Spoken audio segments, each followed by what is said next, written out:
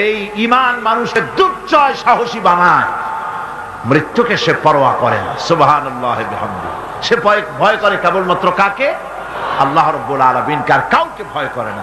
ফাঁসির মঞ্চে দাঁড়িয়েও বিজয়ের হাসি হাসে, যেহেতু সে জানে এই ফাঁসি আমার জন্য আল্লাহর পক্ষে যদি নির্ধারিত থাকে তবে ফাঁসি হবে, আর যদি না থাকে তাহলে এই ফাঁসি আমাকে কেউ দিতে পারবে না। মিশরের শহীদ সৈয়দ কুতুব রাহমাতুল্লাহ আলাইহি নওয়ারাল্লাহু মারকাদাহু ওয়া জাআলাল জান্নাতা মাসওয়াহু। আল্লাহ পাক তাকে জান্নাতুল ফেরদাউসের মেহমান বানিয়ে নিন। মিশরের প্রেসিডেন্ট জামাল নাসের তাকে ইসলামী আন্দোলন করার অপরাধে, ফি জিলালিল কোরআন লেখার অপরাধে, মাআলিমু ফিত তারিক এই কিতাব লেখার অপরাধে তাকে গ্রেফতার করলো, তাকে কয়েদখানার ভিতরে ঢুকালো এবং সেইখানে ক্ষুধার্ত পাগলা কুকুরকে ঢুকিয়ে দিল। তারপর অনেকক্ষণ পরে একজন লোককে পাঠিয়েছে, দেখে আসো রুমের ভিতরে কুকুরের সাথে কুকুর কি ব্যবহার করে।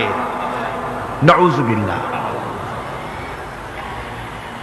জামাল নাসেরের পাঠানো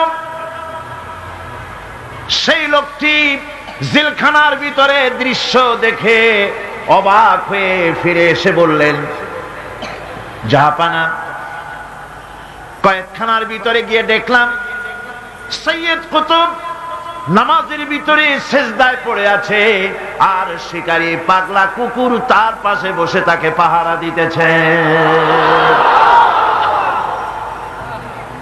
মৃত্যুর ভয় ঈমানদারেরা করে না। তাকে বলা হয়েছিল ক্ষমা চাওয়ার জন্য, তিনি বলেছেন মাজলুমকে ক্ষমা চাইতে হবে জালেমের কাছে, এর থেকে ফাঁসি গ্রহণ করে শাহাদাতের দরজা নিয়ে হাসি মুখে আমি আমার মনিবের দরবারে খাড়া হতে চাই। এটাই হলো ঈমান। আর জামাল নাসেরকে আল্লাহ পাক ইন্তেকাম নিলেন, দুনিয়া থেকে বিদায় করে দিলেন।